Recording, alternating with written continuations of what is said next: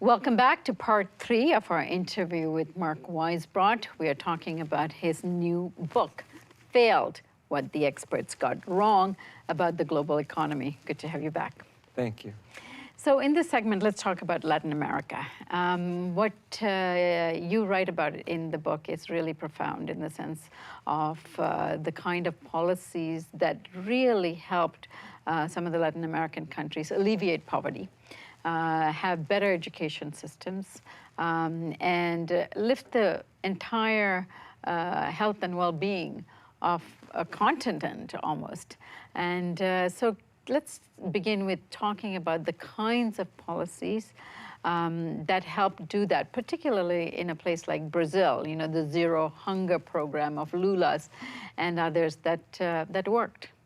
Yes, I want to say, I think at the outset, though, that this is something that should get more attention than it does. You know, if you think about it, I don't think there's been any time in history where a whole set of progressive governments were elected and implemented progressive changes. You know, if you look in developing countries, you know, if you look at the progress that's taken place, I mean, hundreds of millions of people were pulled out of poverty in China, for example, but that was not a democratic government.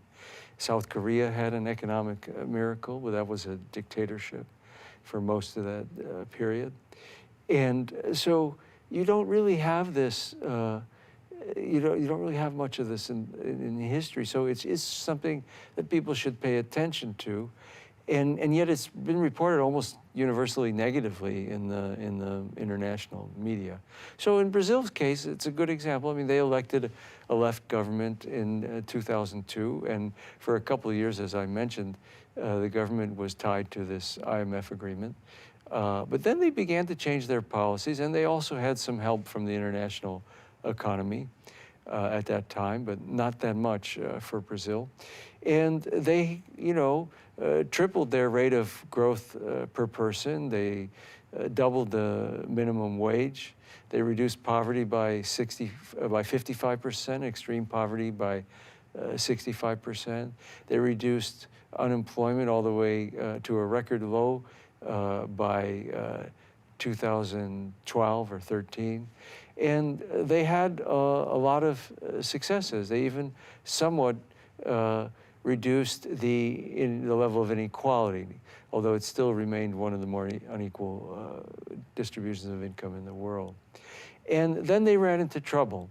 But I want to say, first, this is another narrative that you have to counteract, because when you talk about Latin America in the 21st century, because the standard narrative you see here is there was a commodities boom, and these populist governments were elected, populism being bad, and they did stupid things, but they gave out handouts, and then the commodities boom ended and they all collapsed.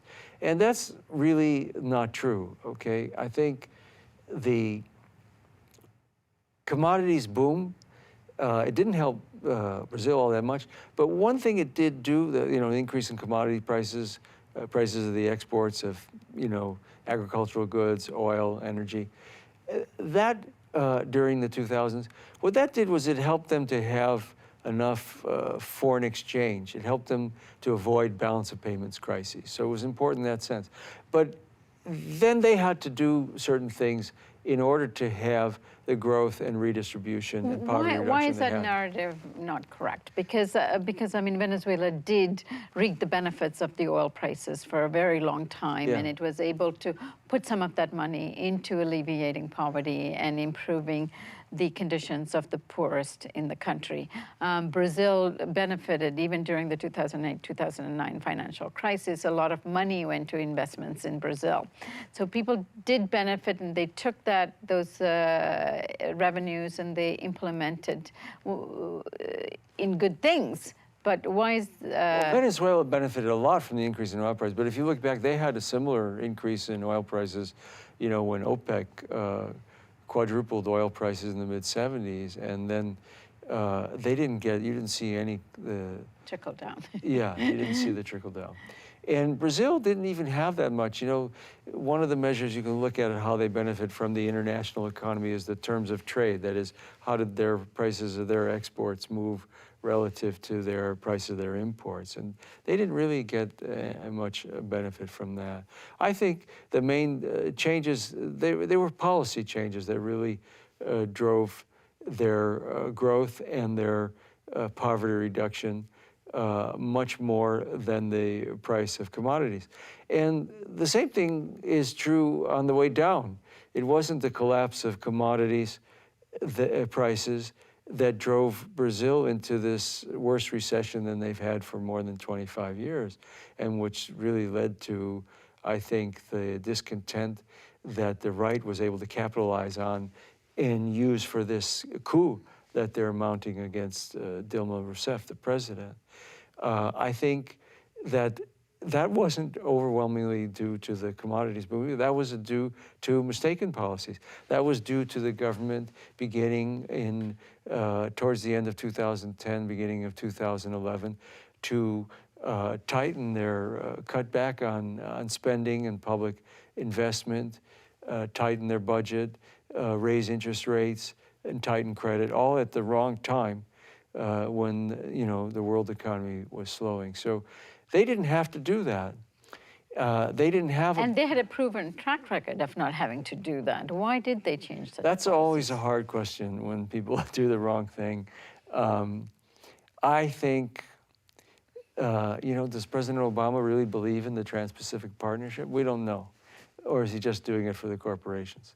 I think in Dilma's case, it's possible she believed that this was necessary. She was, the media in Brazil is like, like Fox She was News. waning in popularity, unlike Lula. You'd think that had something and all to do the with media it. was pounding on the government and saying you have to get investor confidence back, and the only way you can do it is to make these changes. Now, did she believe it? I don't know, but it didn't work. In any case, it did fail, and it was unnecessary. Even Argentina ran into trouble as well, and they now have a right-wing government as a result. They didn't run into the kind of trouble Brazil did, but the economy slowed.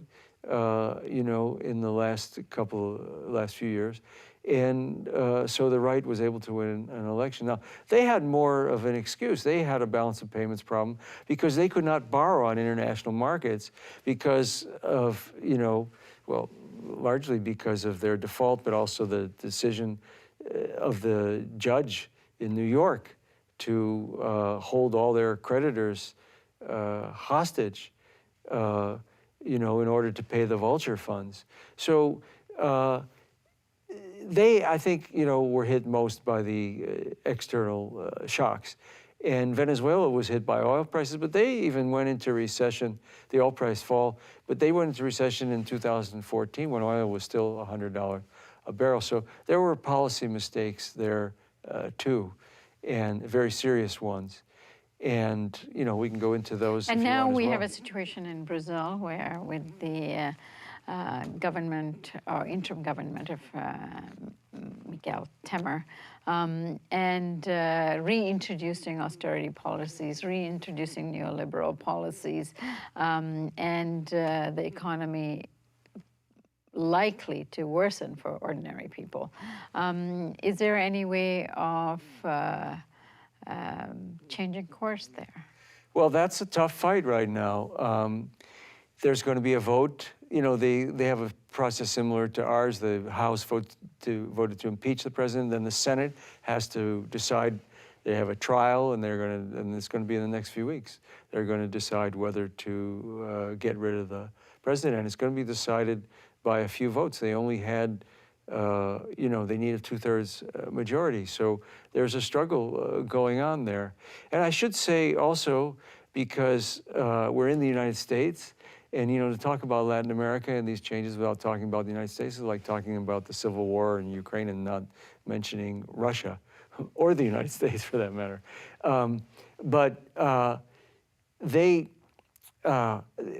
There was a letter from 43 members of Congress, Democrats, members of the House of Representatives, to John Kerry just about a week and a half ago, telling them they're very concerned about the state of democracy in Brazil, about the impeachment, and saying that, you know, asking him not to do anything that would make it look like the U.S. was supporting this this government, this interim government, because, you know, all this stuff has come out in the impeachment, right? You have phone transcripts saying that from officials, 3 ministers had to resign. You have officials on the phone saying that the reason they're impeaching Dilma is to cut off the corruption investigations, which of course they're subject to. It's a very ironic thing. You know, she's not accused of any corruption. The prosecutor assigned to the case already said that what she did wasn't even a crime. And yet you have these people who are up to their neck, some of them with Swiss bank accounts, and 60% of the Congress under some kind of investigation for corruption or other crimes. And they're impeaching her. And so John Kerry got this letter, which is really unprecedented, from 43 members of Congress. So they don't do that very often for a big country like Brazil, you know. I can't remember it ever happening. And now he's going to Brazil. He's going to meet with the foreign minister of this interim government, which is really kind of like, you know, giving the middle finger to these members of Congress. That's kind of his answer to their letter, because, you know, he doesn't have to do that. And he's kind of acknowledging the interim government. More than that, he's showing support by having that meeting with the foreign minister when he goes there for the Olympics. All right, interesting times. But we also want to talk a little bit about the other countries here. There had, you know, been a very successful effort on the part of a lot of the left governments. We talked about Ecuador in the last segment, but also Bolivia and a number of other countries. Now, that situation is changing. And how,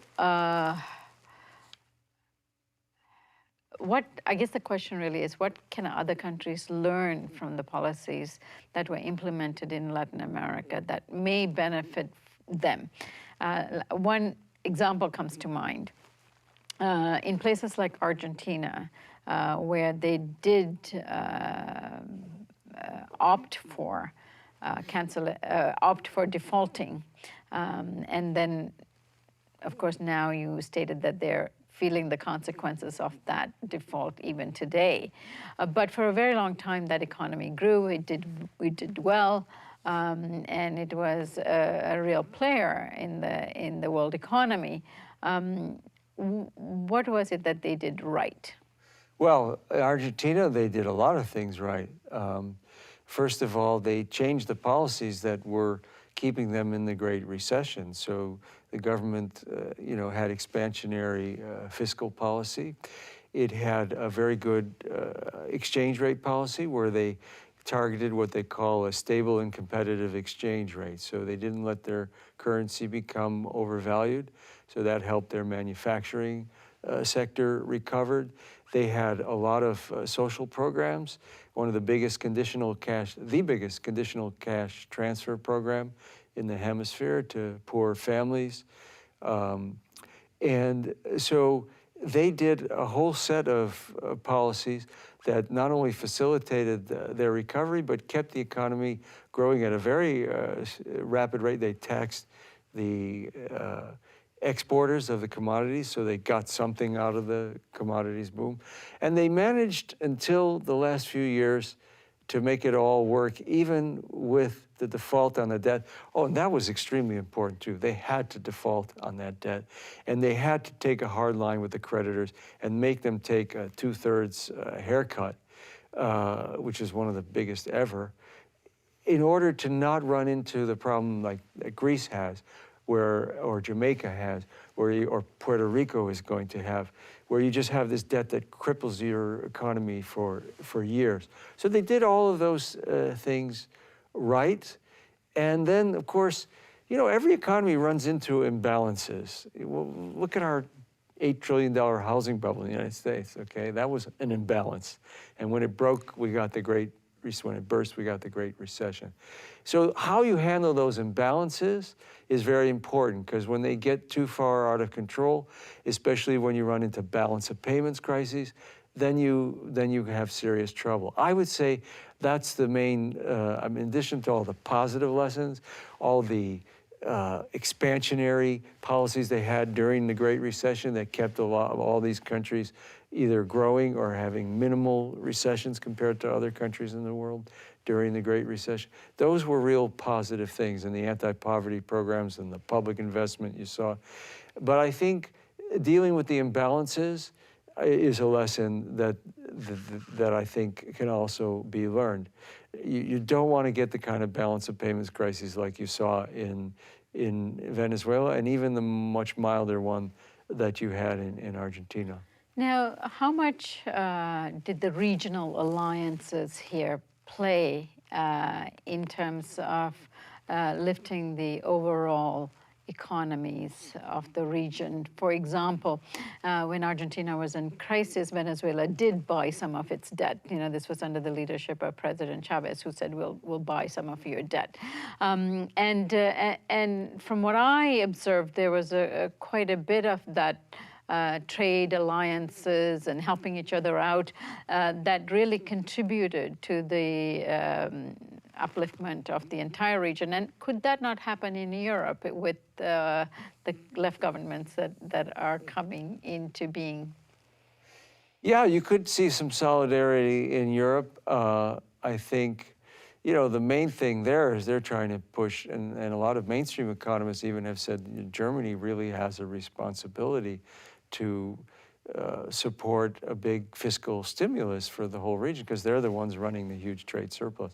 In Latin America, you had a lot of cooperation. You had a lot of foreign aid, especially to the smaller countries, to the Caribbean countries, from Venezuela. At one point, they were giving more foreign aid than the United States was, and its economy a small fraction of the size.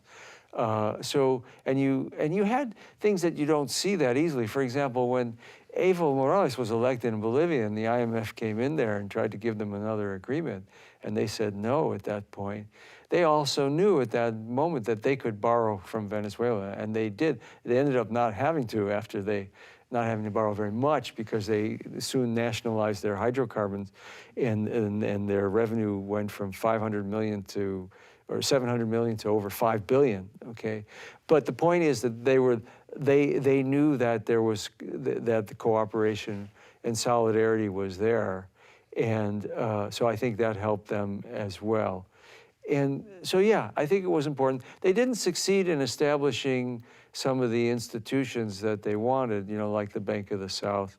But there still was substantial economic cooperation.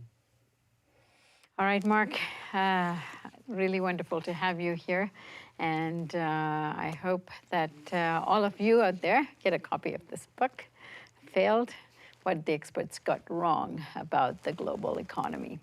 And Mark, all the best, and hope to have you back as a more regular guest on The Real News. Thank you very much, Sharmini. And thank you for joining us on The Real News Network.